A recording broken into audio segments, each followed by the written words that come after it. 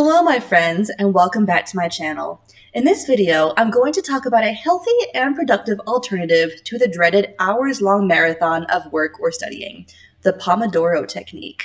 I'm going to explain what this technique is, why it's effective, and then give you some tips and best practices for making the most out of this popular productivity tool.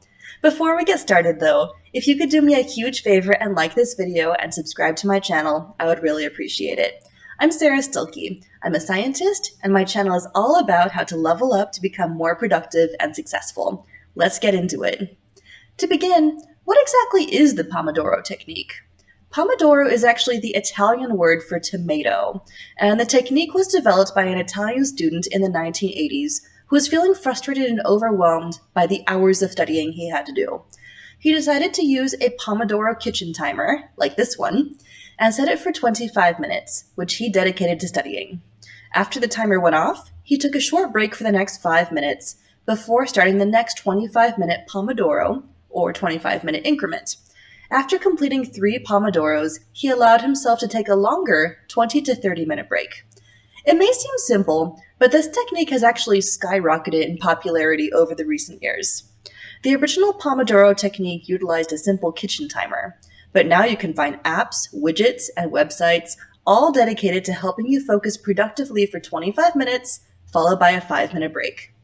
Despite its simplicity, there are a few reasons why the Pomodoro technique is so effective at improving your productivity. When you are forced to only work in 25-minute increments, you will need to look critically at a project, think about the actual steps entailed in it, and break it down into logical, shorter chunks.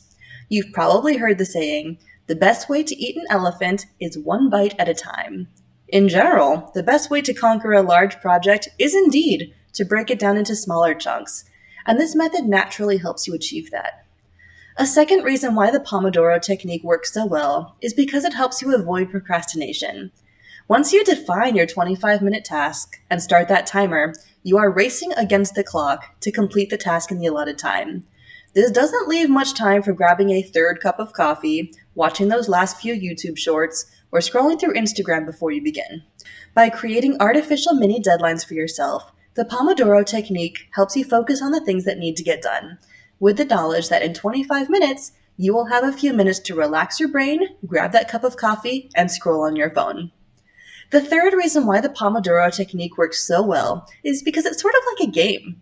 Every Pomodoro you complete is like winning a tiny game. How many times have you let hours go by while working or studying, only to feel like nothing important actually got done during that time? With this method, you are the one defining exactly what you want to accomplish during each segment of productivity. So when it's over, you can enjoy the positive feelings of momentum and motivation that come with checking the box on your task. When I tried implementing the Pomodoro technique, I actually found it quite fun to race against the clock to try to finish my tasks before the timer went off so I could enjoy that small win. Now that I've hopefully convinced you about some of the merits of the Pomodoro technique, here are a few tips and best practices to help you get the most out of this system. First, plan out your Pomodoros for each day in advance. I'll use myself as an example. I'm in sales, so there are a few different things I should be focused on during my office time when I'm not visiting with customers. For example, if I want to spend about an hour and a half following up with prospective clients, I would dedicate 3 Pomodoros to this task. Then I want to spend about an hour sending out quotes to these clients that they've requested. That's 2 Pomodoros. After that, I'll take an hour break for lunch. Then it's time to spend half an hour responding to administrative emails. That's 1 more Pomodoro. You get the idea. Sometimes longer tasks may require multiple Pomodoro segments, so you have the flexibility here to complete the tasks that you need to get done. Another tip for making the most out of this technique is to experiment with the lengths of your Pomodoros. I actually used this method while working on my MBA thesis a few years back, and found that 25 minutes wasn't really long enough for me to get into the zone. I experimented a bit and found that a 50-minute chunk of writing, followed by about a 10-minute break, worked better for this particular activity. So it's your time and your productivity, so feel free to adjust it to work for you. My last tip for the Pomodoro technique is to try to avoid spending all of your breaks looking at screens.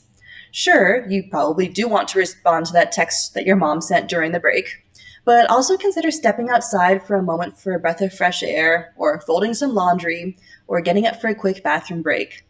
By breaking up your physical routine in between Pomodoros, you will help your brain reset just a little bit better so that you can feel more refreshed for the next Pomodoro. And that is my advice on how to use the Pomodoro technique to manage your time more productively and with less overwhelm. As I mentioned during this video, I've successfully used this method at several points throughout my education and career.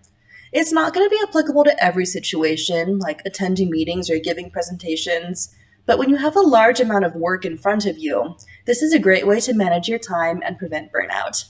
That's all I have for you today. If you've made it to the end of this video, thank you so much for watching, and please consider subscribing to my channel.